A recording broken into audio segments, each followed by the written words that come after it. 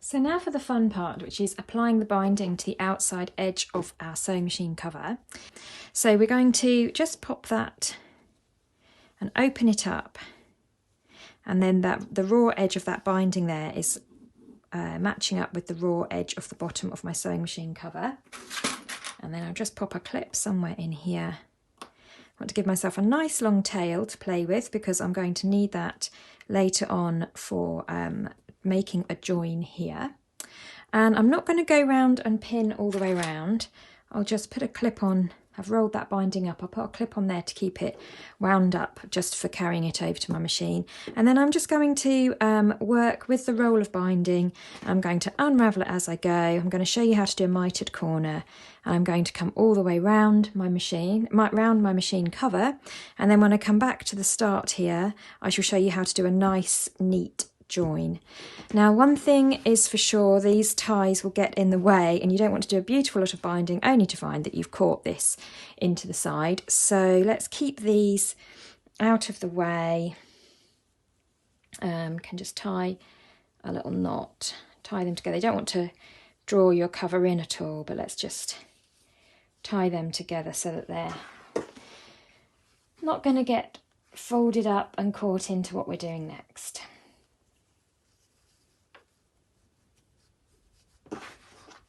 So we're ready to go over to our machine and start our binding now.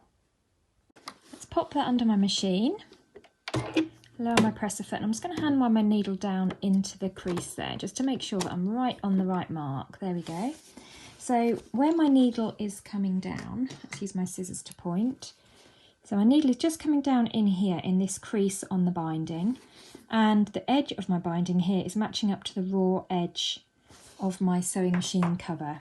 And I'm working looking at the wrong side initially. Let's do a back stitch to begin with.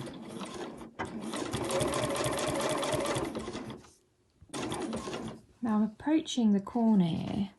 What I want to do, in fact I'll draw it on for you with a nice bright yellow chalk pen. I'm going to stitch down here until I get to this corner. And what I want to do is I want to stop before the corner here. And then I want to come at a 45-degree angle to the corner and stitch out there. So can you see that line there? That's what I'm going to sew, okay? And so I'm sewing along here, and then I'm going to pivot, and I'm going to come off. I'm going to end at the corner of my machine cover. Okay, so this is how we're going to do our mitered corners.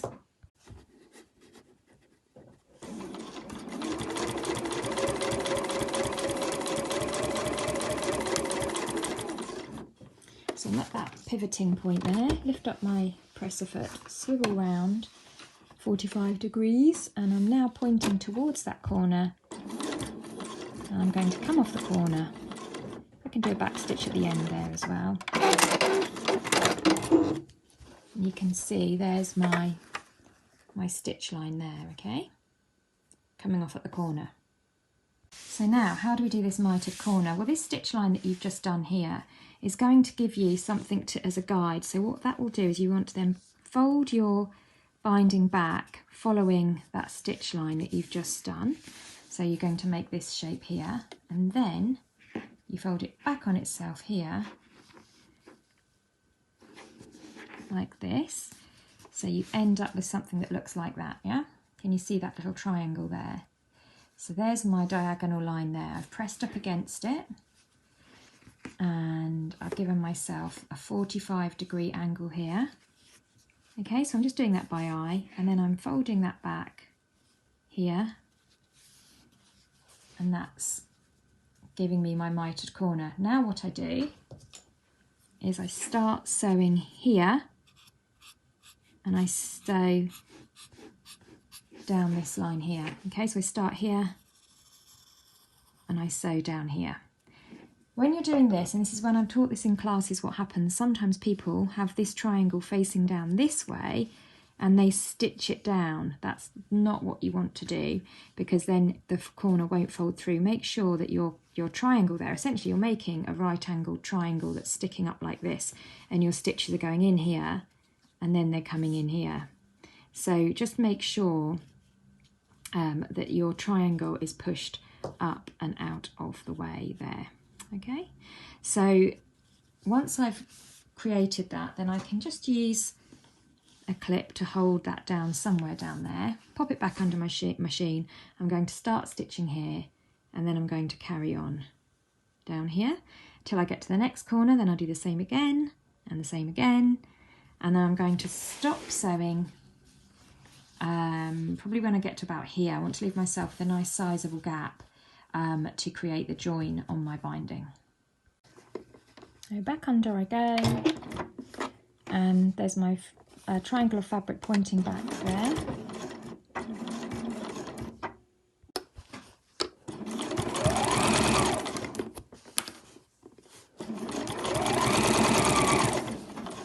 And then I'll just unravel my binding as I go, making sure that when I come to that tie that it's nice and straight.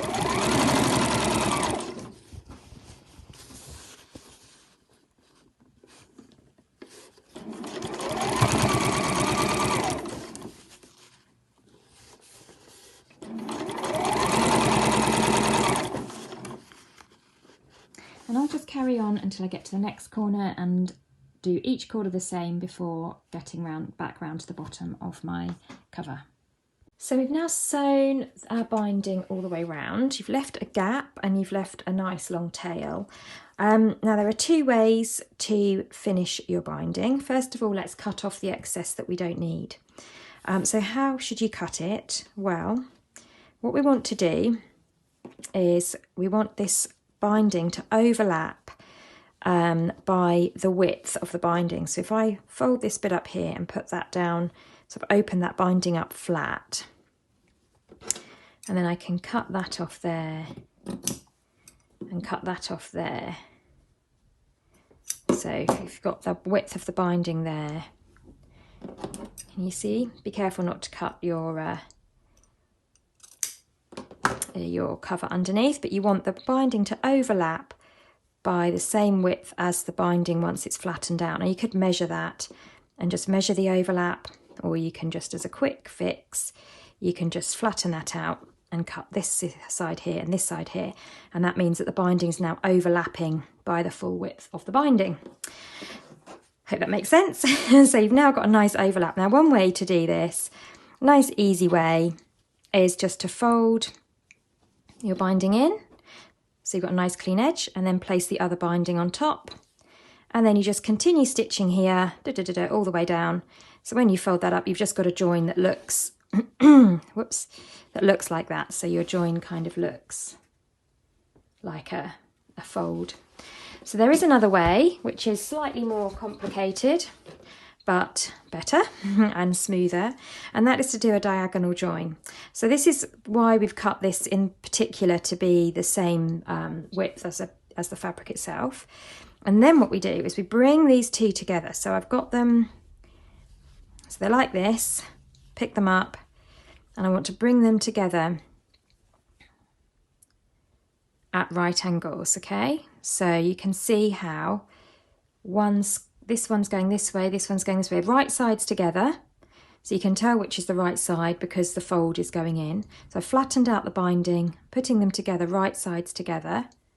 And then just to demonstrate, what I'm going to do is I'm going to sew diagonally. So pretend that this needle is my stitch line. I'm going to sew diagonally across there. So I'm leaving this triangle here. When that then turns in, whoops, that's folded back. When that then turns in, if that folds back on itself, you can see that you will end up with a nice diagonal join. And the diagonal join is better because it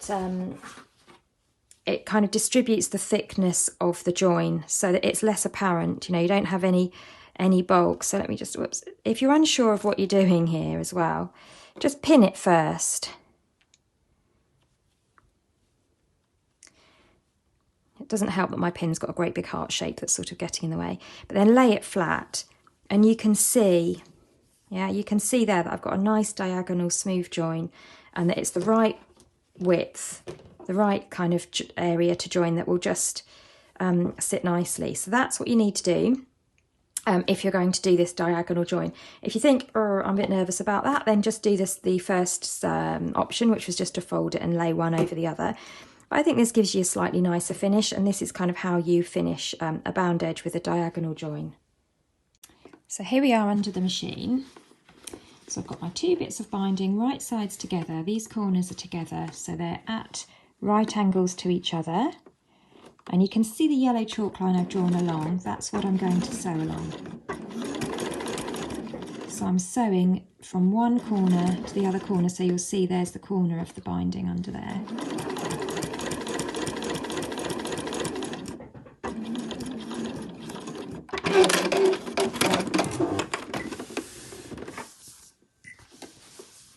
There. So can you see that stitch line that I've just done? It's gone from this corner here to this corner here on the other side. So before you trim that away, just turn your cover over, pull the binding taut, and just check that that is correct. I can see that that looks nice. So I'm going to trim that excess away and press it open before going back under my machine and then joining up my stitches to complete the binding.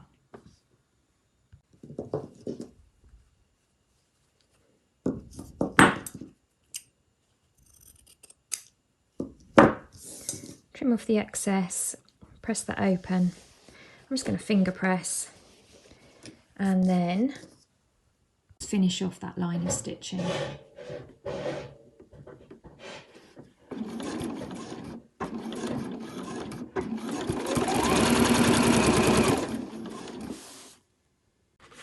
There we go. So you can see now,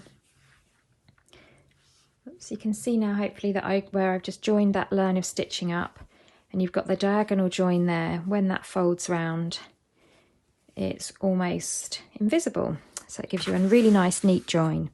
So we've finished now sewing our binding in place. We now want to flip it over and fold it around the right side. So you just want to push that binding and press it away from the machine cover. And then at the corners, it should just pop through like so, and you'll get your diagonal mitre there. So once that's all pressed, then you can come round to the right side. And we just want to come round and fold our binding through to the front.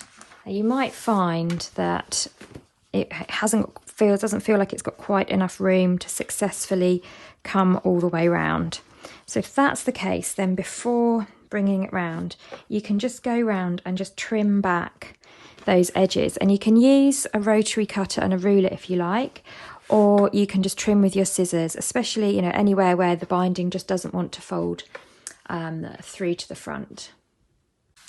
So if you've trimmed it, once you've trimmed away, just to allow the binding to fold round, then you want to just fold your binding round to the front, give it a really good press, and then you can use some clips, and this is where the clips really are useful to have. There we go. So you can just use your clips there to hold that binding in place. And then when you come to the corners, it's almost like wrapping a present. So just fold that way so you can see that angle there, and then fold in. Whoops.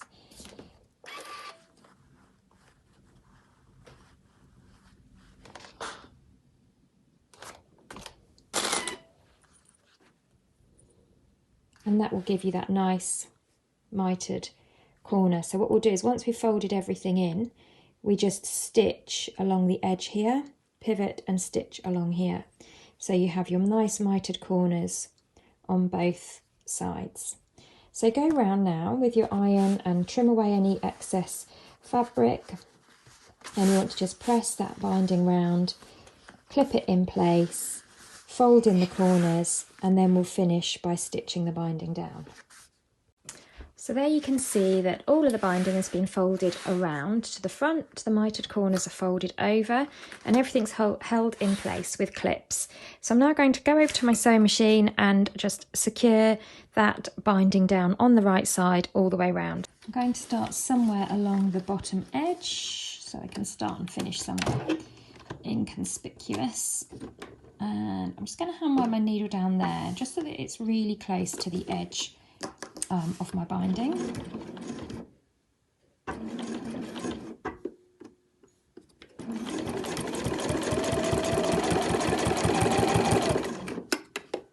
I'll take off those clips as I go. And I'm just going to come round. Give yourself plenty of space. So I just want to come into that corner, and then making sure my needle is down, lift up and pivot round to the front. And carry on.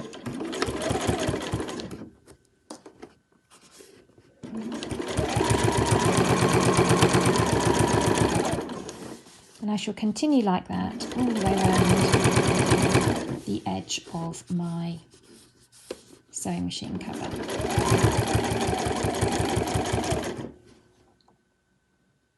So your machine cover itself is now all beautifully finished with the binding all the way around the outside there. We're going to do a nice finishing touch, which is to add a pin cushion just here, which can keep your needles and your pins. So let's pop our machine cover to one side.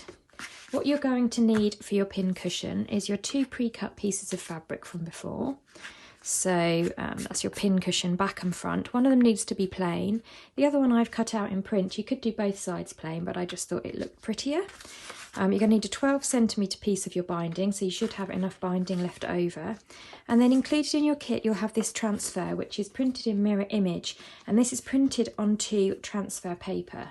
So this is special paper which you print onto, and then when you can see it's in the mirror image format, and then when you put it on your fabric and you press it with an iron, it transfers the print onto your fabric. So that's how we're going to get our little needle guide onto our pin cushion. So first things first, we will just quickly start by making the hanging loop for our pin cushion. So take your 12cm piece of binding, fold in half and press. And then we are just going to stitch all the way along that open edge in order to make a little loop to hang our pin cushion onto the front of our machine cover with.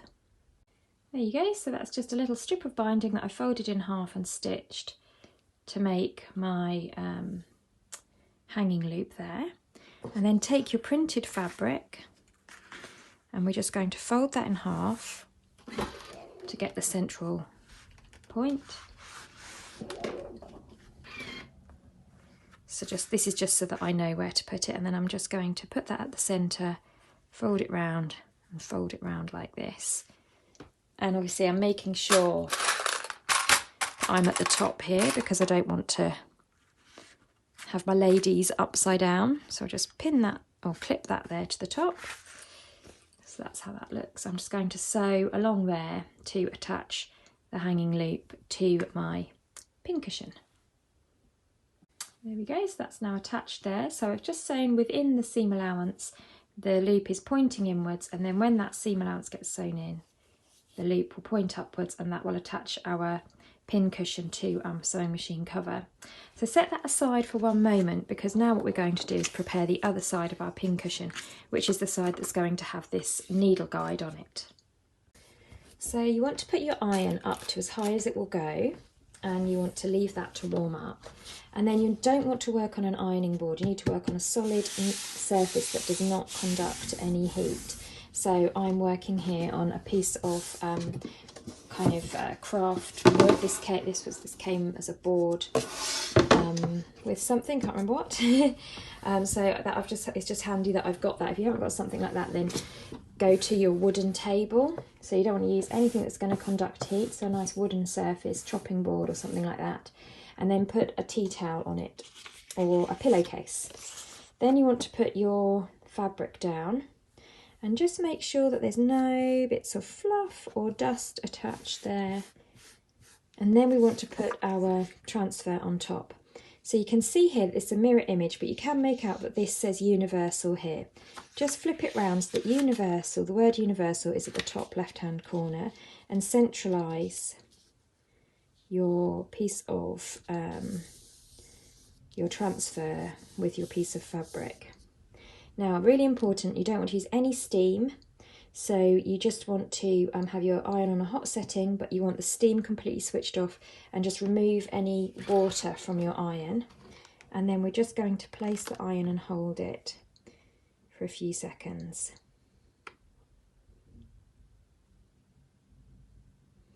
Keep your thumb well away from that steam button.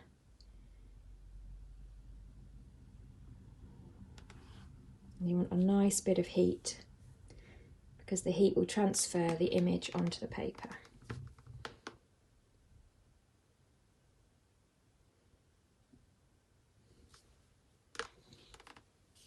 And this is Avery fabric transfer paper that I'm using, and there's further demonstrations and instructions, and you can buy that from stationery suppliers if you want to put printed images onto your fabrics, but it's just perfect for this task.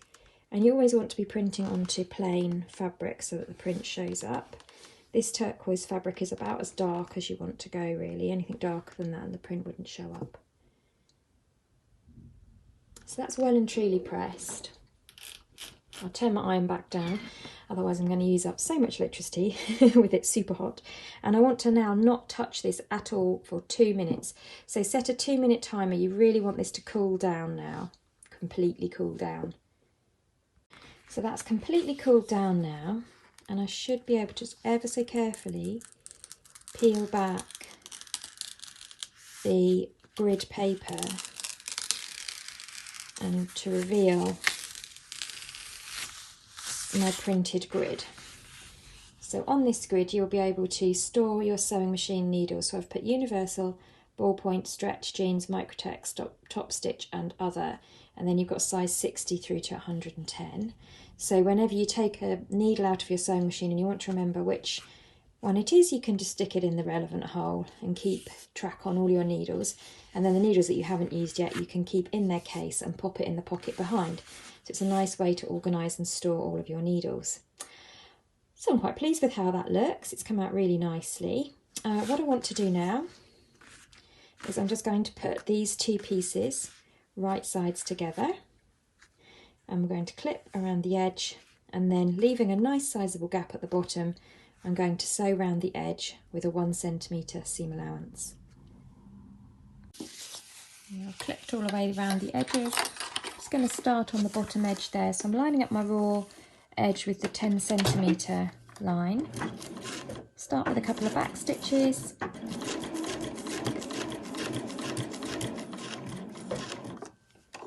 Pivot round there.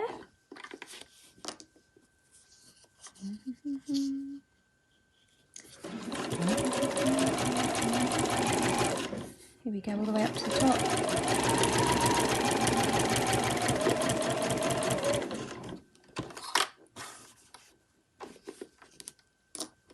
So those stitches you can see there is just where I attached the hanging loop.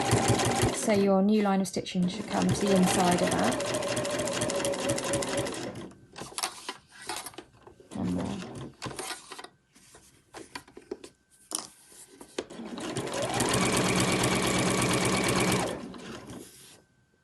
I've sewn all the way around there, and I've left a nice gap there. Try and leave as big a gap as you can, because you don't want to scrunch up the transfer paper too much, so you want a nice gap for turning through.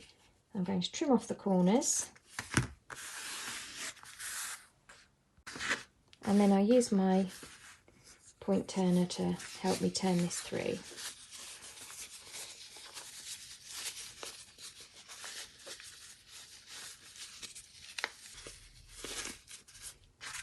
So for the corners, I get my point turner and just poke the corners out there. Now here's something that you don't want to do, and that is iron it. So the temptation might be to turn this through and then press it, but trust me, from experience I have learnt that this transfer paper does not want to be pressed. It really doesn't.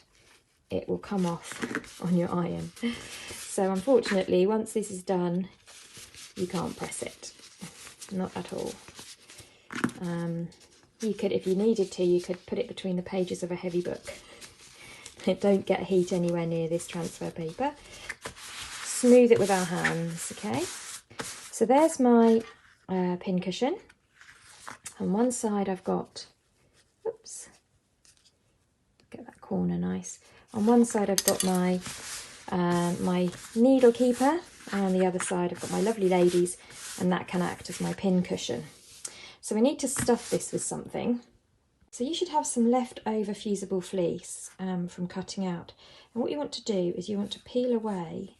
If you grab a corner, you should be able to peel away the gluey side from your fusible fleece.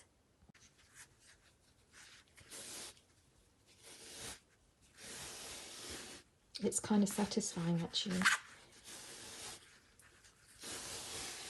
So discard the gluey rough bit, and what you're left with is some nice fluffy bits. You see, and then just rip those up into shreds. Oh, it's just so satisfying doing this. Quite therapeutic.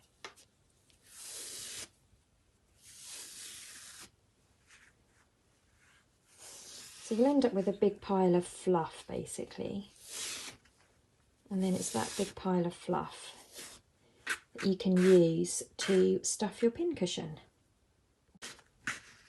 So grab your fluff, and we're just going to stuff our pin cushion with that. I've now stuffed my pin cushion full of fluffy interfacing. So that's all nice and ready. I kind of want it medium firmness. So I've got my needle guide to keep all my needles safe on one side, and then I can use this side as my pin cushion. I just want to now close the gap that I've left here. I'll take out some white thread from my bobbin. Just use a regular hand sewing needle. And then I'm just going to do an invisible ladder stitch. So start at one end and just bring your thread up in between that seam. Poke the tail end in there. And then we'll just make a loop to create a knot. So I just thread my thread back through my loop there to make a knot. I'll double that up.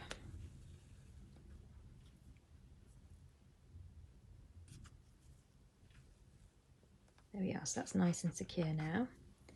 And then to make my ladder stitch, what I'll do is I'll put my needle, this is a bit tricky because of the fact that you've coated this fabric with the transfer paper. You're going to put your needle in that crease there and out again. And then you're going to come to the opposite side and do the same again on the opposite side. And then you just keep going from side to side, picking up a little of the fabric from one side and then a little of the fabric on the other side. I'm doing it at a rather funny angle in order to get it onto the camera screen. So there you go. A bit that side. And then a bit on that side. Do that a few times and you should end up with, this is why it's called ladder stitch, you end up with something that looks a bit like a ladder there. And then when you pull that thread taut, it closes the gap and you can't see the stitches, it's almost sort of invisible.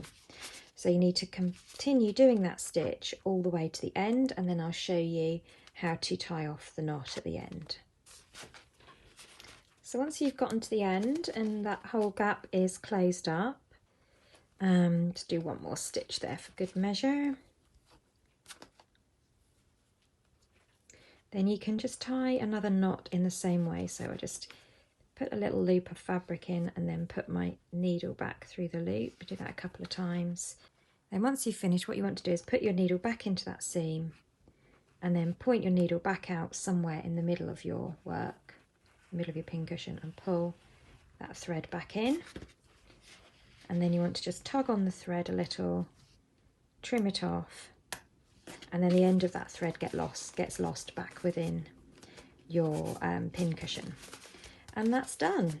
So now we just need to pop a button onto our sewing machine cover and we're finished. So there's our sewing machine cover with our pincushion is going to sit there, or if you've got the needle side, it's going to be like that.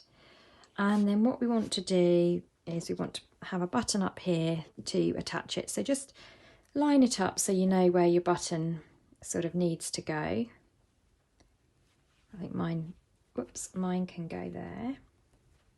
And then you can make a little pen or chalk mark just to remind you of where your button needs to go. And then we're just going to get a needle and thread to sew our button on. I'm now ready to sew my button on. So I've brought my ties through to the front so that they don't get caught up with what I'm doing.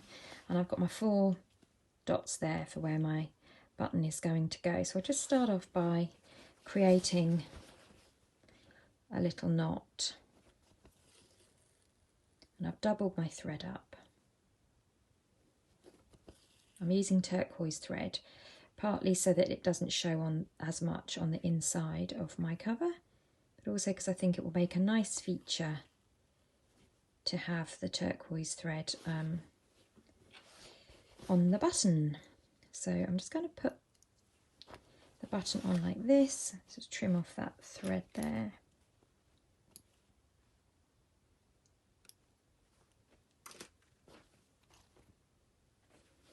I've got my 4 pen marks that I made to follow as a guideline. So I'm going to go back down in here. I'm going to go for a diagonal design with sewing on my button. Make use of the fact that you've got 4 buttonholes, make it look nice and pretty. Where you need to sew.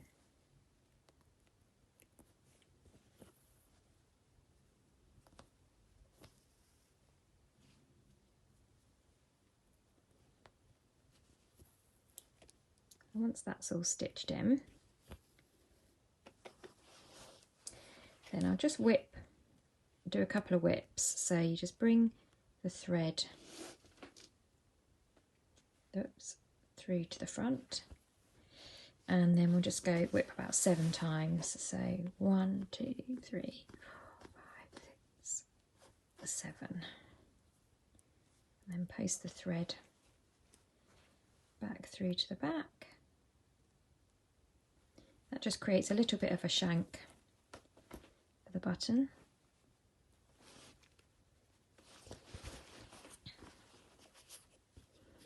And then I'll just tie a knot in the back.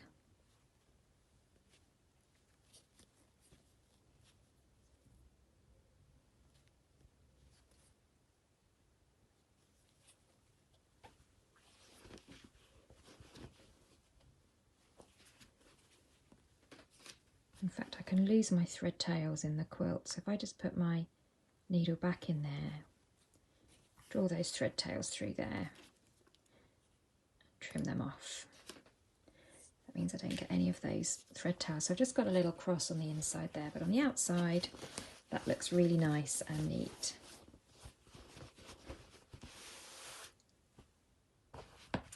So that pincushion will just hook behind there and hang down like so at the front of my sewing machine.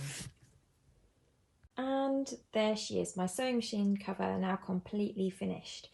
You've got the pockets here that you can put everything in, including your net pockets at the front, which are great for your sewing machine feet.